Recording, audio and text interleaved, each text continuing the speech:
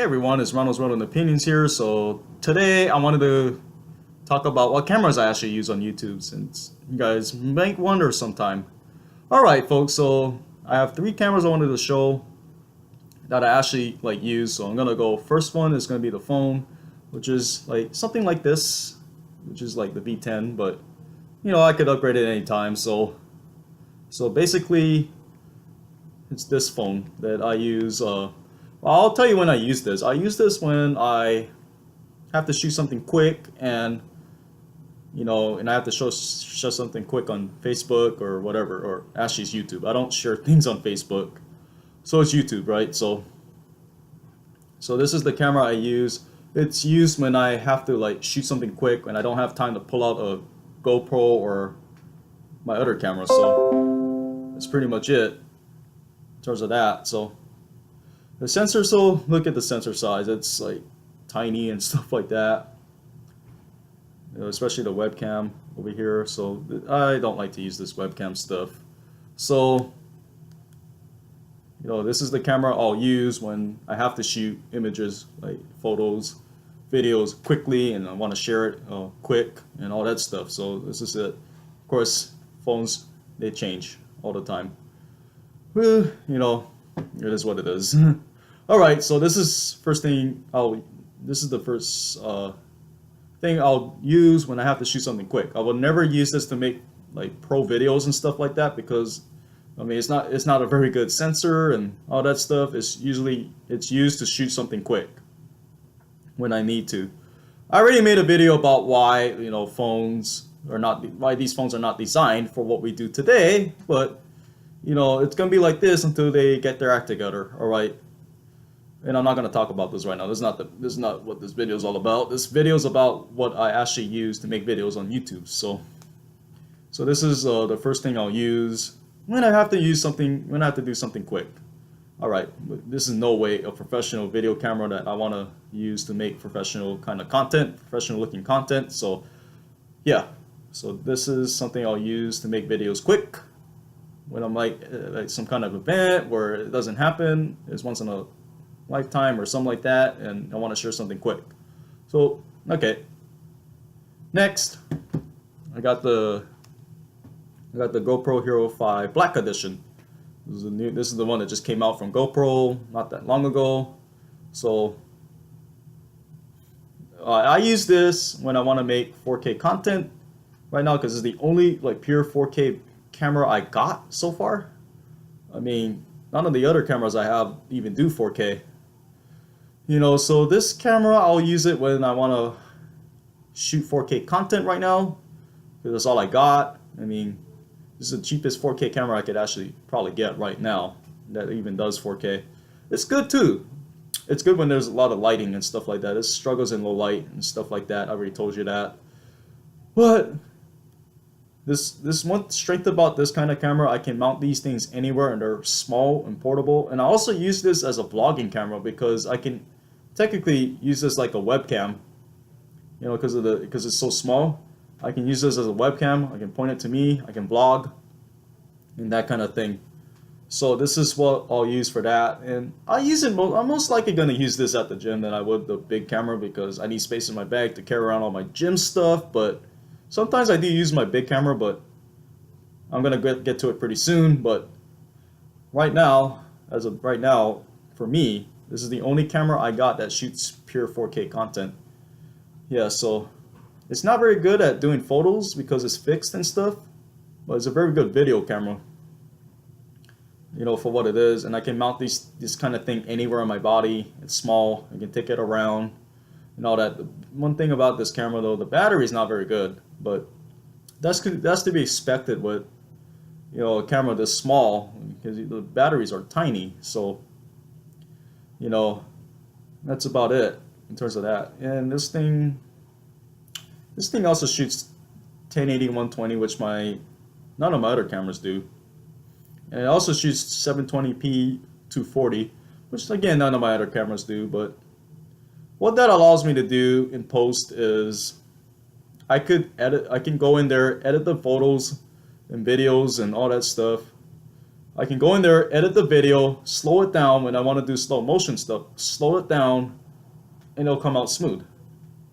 That's what shooting at high frame rates would do for you. And that's what I wanted to get out there. So this is what this camera does. So it's really good for that.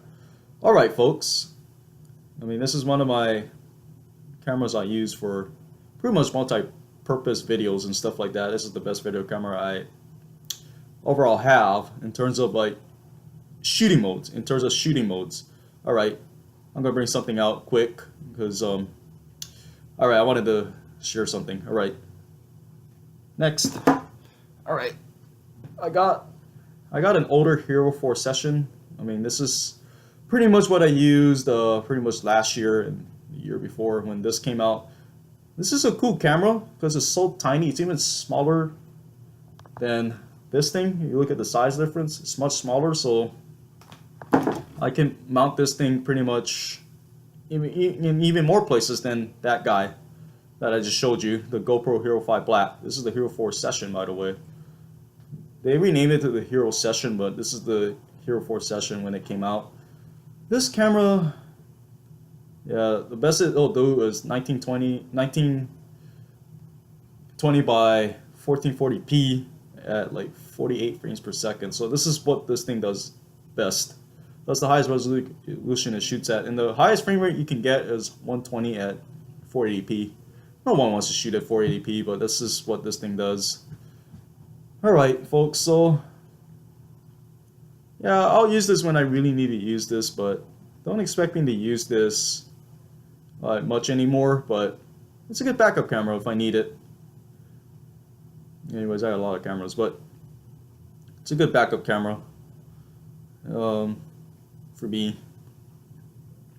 So yeah, this is what I first shot with, but anyways, but I upgraded it already, so I'll still probably keep it because it's definitely, you know, it's a solid backup camera. I mean, if in case like I want to bring this around or whatever. Alright, I mean, that's about it in terms of that. I mean, the quality isn't as good as the Hero 5 Black, but anyways, it's usable, it's doable, but it's pretty much what you'll see on older smartphones or whatever, the quality you'll get out of this. Alright folks, so next, my best overall camera that I have, which is pretty much this thing, which is the A6000. Alright folks, so this thing is so versatile. Why? I can change out the lens. This is the kit lens I have. This is the lens it came with when I bought it.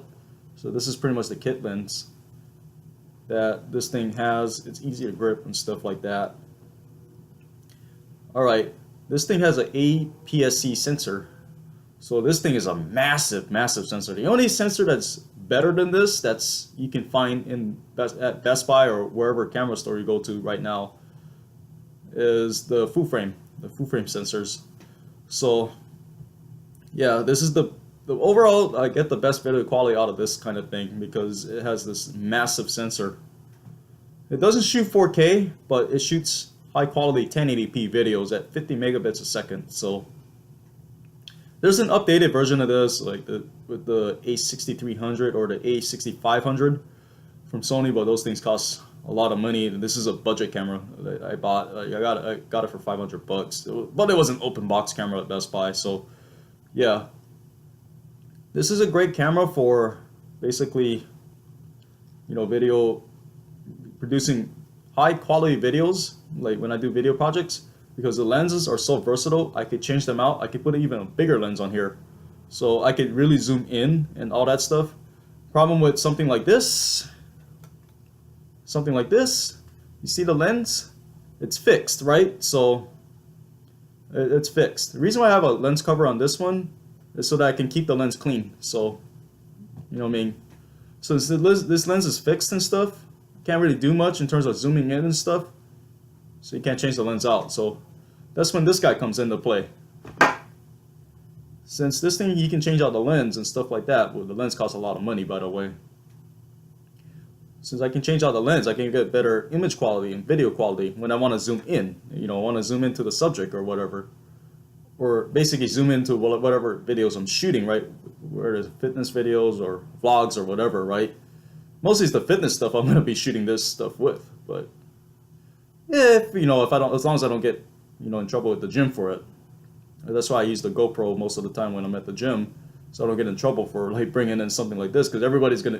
It's totally obvious if I bring something like this with a big tripod that I'm shooting videos. It's pretty obvious. I mean, to be honest with you, at the gym with like something like this.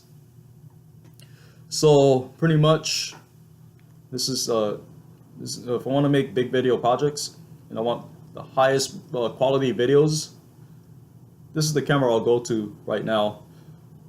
Although, like, I have some stuff to learn about it. Like, I gotta learn how to really use this thing. Where I gotta learn how to do manual focus with this. Do some ISO controls, which and aperture control.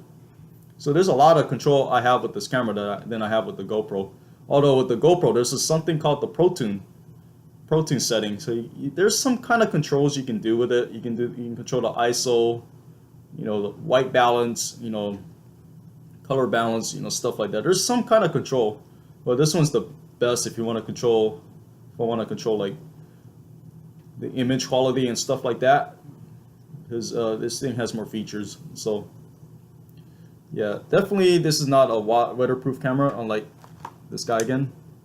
So this is no waterproof camera. All right, this is not waterproof. This is like pretty much wind. And all that stuff, wind resistant, all that stuff. This thing isn't, so this should not be brought around when you got bad weather. If you want to vlog, this is going to be the camera I'll use for that. So I don't recommend anybody using this for like in bad weather, because of the fact that it's not weather resistant. It's more like an indoor, or this is more like a camera you use when you shoot indoors or weddings and things like that, when you got good weather. So yeah, this is not a camera I would recommend for shooting in bad weather or something like that. Use the GoPro for that, because it's built for that kind of thing. This camera is meant for shooting photos mostly and all that, although it shoots really good videos though. But anyways, this is the camera I'll use for shooting high quality 1080p content. So pretty much what it is. Because I will not be doing 4K all the time, because, well, my computer, it slows me down when I have to render them and all that stuff. Anything higher than 1080p right now on my computers, they tend to slow down. And they tend to slow down my workflow. So this is why I don't shoot a lot of videos higher than 1080p most of the time. So anyways, that's about it. All right. So anyways, before I go, folks, so there's two basic things about videos and photos that I wanted to talk about. When you shoot them, remember, folks, it's all about lighting, all about what kind of lighting you're getting, and it's also all about what angle you're shooting the video at, because if you don't have those things right, it doesn't matter what camera equipment you got. You can just go spend $5,000 to get a full frame camera, or you can go get a very expensive camera in general. But if you don't know how to shoot the videos right, it doesn't matter what camera equipment you got. You're just going to get bad images and bad videos and stuff like that. And, you're just going to make yourself look bad and stuff like that. A lot of people, when they shoot photos and stuff like that, I see this on Instagram, they don't understand lighting and all that stuff. So that's why they come out bad, on Instagram and stuff. Sometimes it doesn't have to do with your camera. It has to do with lighting and image quality and where you point your camera. So if you understand where you point the camera and all that kind of stuff, you should be okay when you shoot videos and photos and stuff like that. Because you should be alright. Because you can always get camera equipment and learn how to really use these cameras. You can always learn it, because you can just play around with it and learn it that way. But it's just two very basic rules of photography and videos in general. So as long as you do those things right, you should be okay. All right, folks. So maybe later on I'll talk about why I got into YouTube and all that stuff. So anyways, folks, so I will see you in the next episode. Talk to you later. Peace and happy filming, everyone.